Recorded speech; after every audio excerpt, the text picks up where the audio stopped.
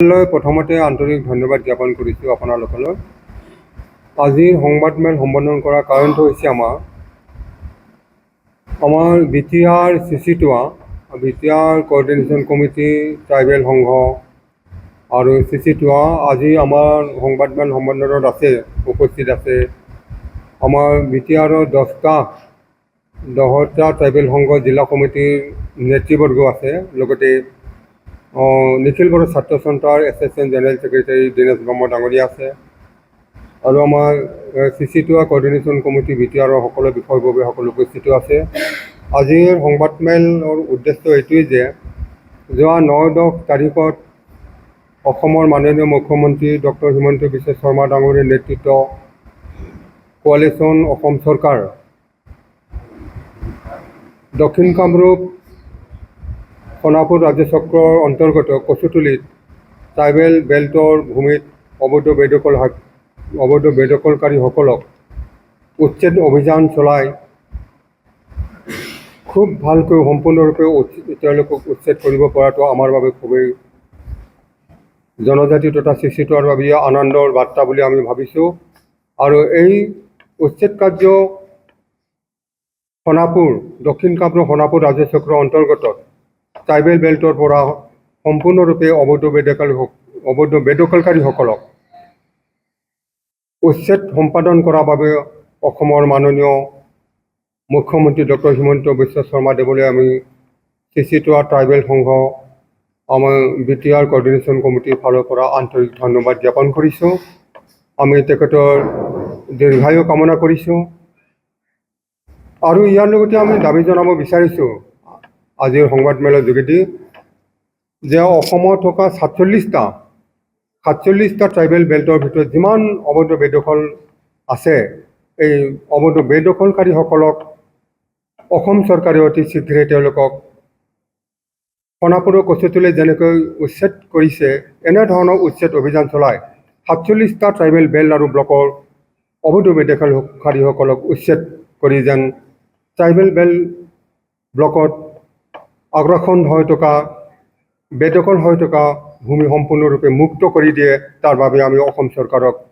আমি দাবী জনাইছোঁ। আৰু ইয়াৰ লগতে বিটিআৰৰ যিটো অবৈধ বেদখল চলি আছে, কমচে কম 4 লাখ বিঘা ভূমি অবৈধ বেদখলকাৰীসকলৰ কবলত আছে। গতিকে বিটিআৰত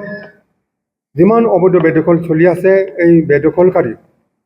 বিটিআৰ চৰকাৰ, কাউন্সিল চৰকাৰ আৰু প্ৰশাসন অসম চৰকাৰ যিটো ট্ৰাইবেল বেল্ট এণ্ড ব্লকৰ অবৈধ বেদখল, এইটো অতি শীঘ্ৰে উচ্ছেদ অভিযান চলাই বিটিআৰৰ ট্ৰাইবেল বেল্ট এণ্ড ব্লকৰ যিটো বেদখল, এই বেদখলটো ট্ৰাইবেল বেল্টটো বেদখল মুক্ত কৰিবৰ কাৰণে আমি বিটিআৰ চৰকাৰক আমি দাবী জনাইছোঁ। আমি প্ৰথমৰ পৰাই বিটিআৰ কোঅৰ্ডিনেশ্যন কমিটি, ট্ৰাইবেল সংঘ আৰু চিচিটোৱাৰ ফালৰ পৰা বিটিআৰ চৰকাৰক আমি আগতেও আবেদন দিছোঁ, আমি মেমৰেণ্ডাম আগতেও দিছোঁ। আৰু যিহেতু হাইকোৰ্টৰ গুৱাহাটী উচ্চ ন্যায়ালয়ৰ যিটো নিৰ্দেশ আছে PIL 78/2012 যিটো নিৰ্দেশনাটো মান্যতা দি বিটিআৰ চৰকাৰে অসম চৰকাৰৰ মাননীয় মুখ্যমন্ত্ৰী ডক্টৰ হিমন্ত বিশ্ব শৰ্মাৰ লগত আলোচনা মাধ্যমেৰে বিটিআৰৰ যিটো অবৈধ বেদখল, এই বেদখলটো ট্ৰাইবেল বেল্ট এণ্ড ব্লকত যিটো বেদখল চলি আছে, সেইটো যাতে বেদখল মুক্ত কৰি জনজাতিসকলৰ বাবে ভূমিটো যাতে মুক্ত কৰি দিব পাৰে, তাৰ বাবে বিটিআৰ চৰকাৰলৈ আমি দাবী জনাইছোঁ আজিৰ সংবাদমেল যোগে। আৰু ইয়াৰ লগতে আমি ক'ব বিচাৰোঁ, অসমৰ যিটো চৰকাৰী মাটি তথা বেল্ট ব্লকবিলাকত যিটো অসম চৰকাৰে উচ্ছেদ অভিযান চলাইছে, উচ্ছেদিত লোকসকলে অসমত হৈ থকা উচ্ছেদিত লোকসকলে বিটিআৰত সোমাবলৈ প্ৰচেষ্টা চলাই থকা আমি অলপ জানিবলৈ পাইছোঁ। কোনো ৰকমে যাতে অসমত বিভিন্ন ঠাইত অসম চৰকাৰৰ দ্বাৰা উচ্ছেদিত লোকসকলে বিটিআৰত সোমাই প্ৰৱেশ কৰি যাতে সিহঁতে থিতাপি ল'ব নোৱাৰে, তাৰ বাবে আমি বিটিআৰ চৰকাৰ, আমাৰ কাউন্সিলৰ চৰকাৰ আৰু বিটিআৰ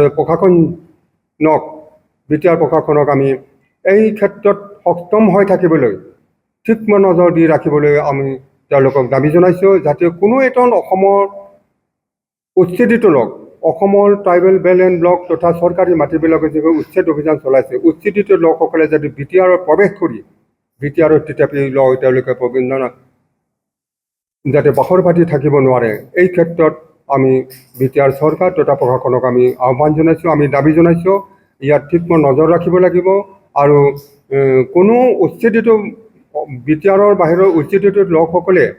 যদি বি টি আৰত প্ৰৱেশ কৰি থাকিব বিচাৰে, তেতিয়াহ'লে আমি CC2 B T R coordination committee CC2 ট্ৰাইবেলসমূহ এই ক্ষেত্ৰত আমি মানি ল'ব নোৱাৰিম।